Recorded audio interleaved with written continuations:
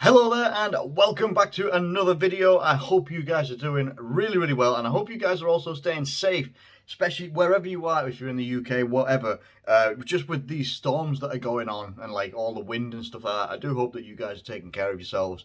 And if you can, don't go outside and don't drive and all that sort of business, because I mean, well, yeah, it looks horrendous, it sounds horrendous, and it's just, yeah, as I say, I just hope everybody's doing all right. I hope you're all safe, and we're going to be looking at Norwich versus Liverpool, or Liverpool versus Norwich, I should say, because we are playing at home, and we're actually going to be playing Norwich like twice within about 3 weeks or something, because we've got them in the FA Cup as well. So, yeah, it's good to look at this opponent as well. And regardless of where they are on the table, because obviously we know, if you don't know, Norwich currently sit 18th in the Premier League right now, and this is before any games have been played this weekend.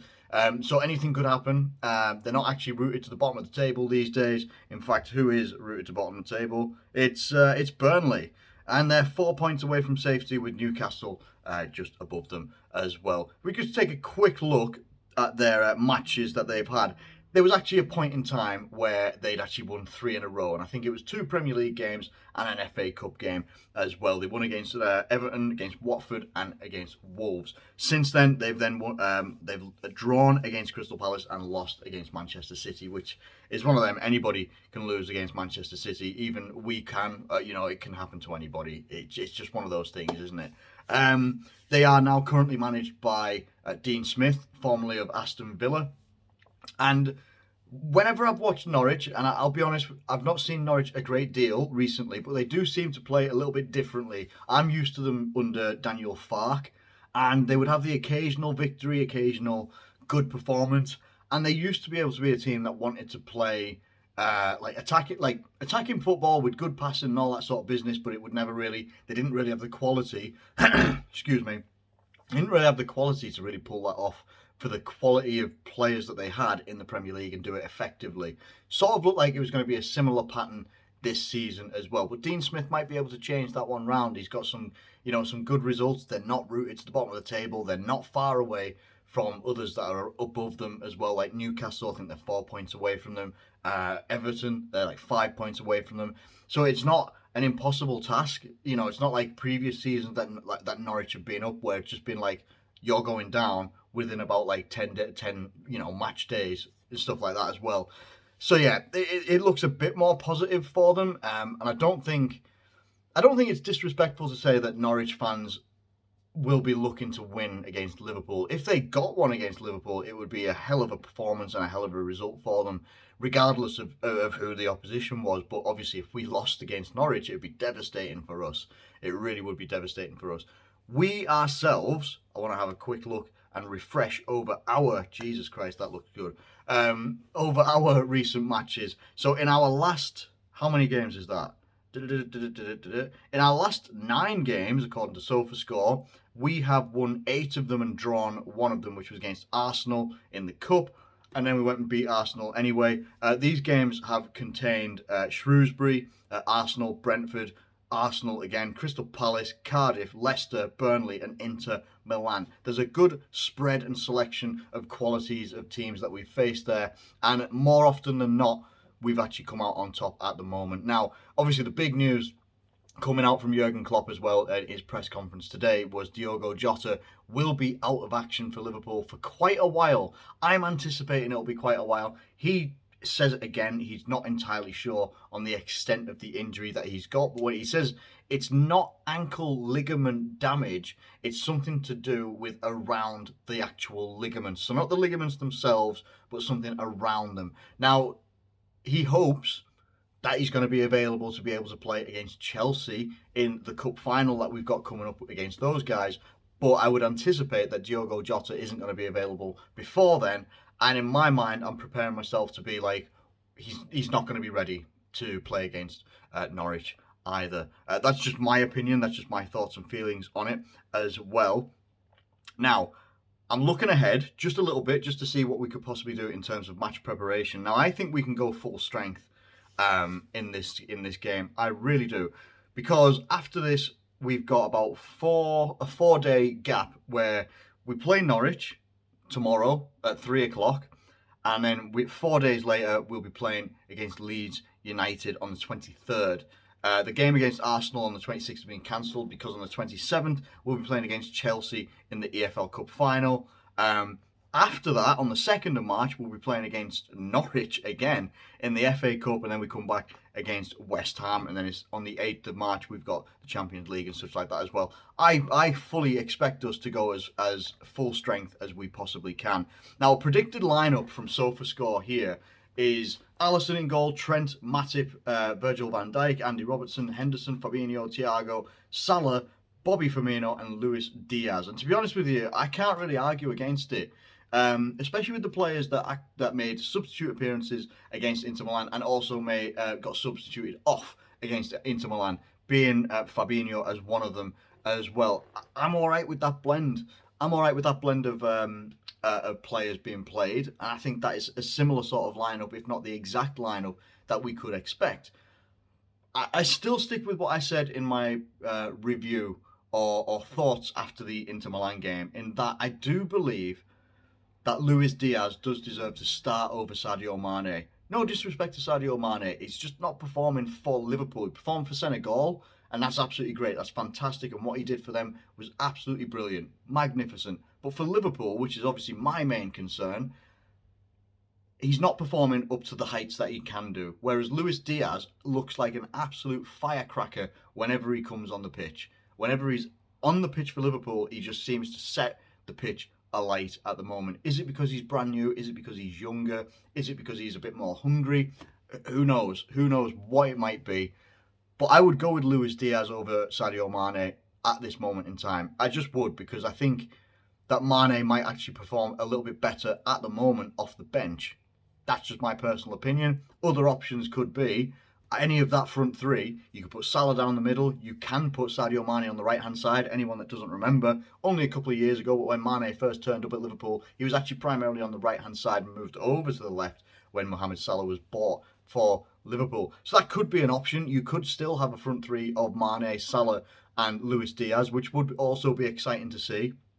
But I do think someone like Bobby Firmino could actually help from the start link up all the play against a team like Norwich. Because just because they're in the relegation zone, everybody should know this by now. It doesn't really matter where teams are in and around the Premier League. Like, it just doesn't matter. It really doesn't matter. If they're bottom of the league or top of the league or middle of the league, whatever, you know it's going to be tough. When we played against Burnley, tough game. Whenever we play against any of these types of teams, it's always going to be a tough game. And it's always going to be a game. Got a bit of pasta stuck in my mouth. Apologies for that one. Hang on 1 second. There we go. Pasta's gone. Oh, it was nice. It was tortellini. Brilliant. Fantastic. Anyway, we know this, just anyway, because of the quality in the Premier League. And teams like Norwich, or lower down in the league, or ones that like to sort of play out and stuff like that, they tend to abandon that game plan when it comes to a team like a Manchester City, when it comes to a team like a Liverpool, and instead they'll probably try and do what most teams will do in that situation, where they'll get as many players as they can behind the ball. Liverpool will most likely boss the possession, and then they will try and catch us on the counter. Now, they've got some dangerous players on the counter. Rashika, who came from the Bundesliga, I believe, and Josh Sargent as well. Pookie, a little bit, I wouldn't say on the pace side, but he's a dangerous finisher when he's on his game. I remember when he was in the Premier League last time when they got relegated, but at the start of the season, that season when they came up, he was like a laser beam. And I think he got Player of the Month in his first season here, or the first month of that season. Anyway, he was very, very good. They've got Brandon Williams on loan from Manchester United. Max Aarons is difficult as well. He's a good player. Billy Gilmore from Chelsea, I think it is. They've got some good players, and it's just where they are in the table at the moment. It's not like, oh my God, Norwich are like third from bottom. It's more just like, oh, Norwich are third from bottom. That's kind of where you would expect them to be, if we're being completely honest, without being disrespectful. I think that is just where they are.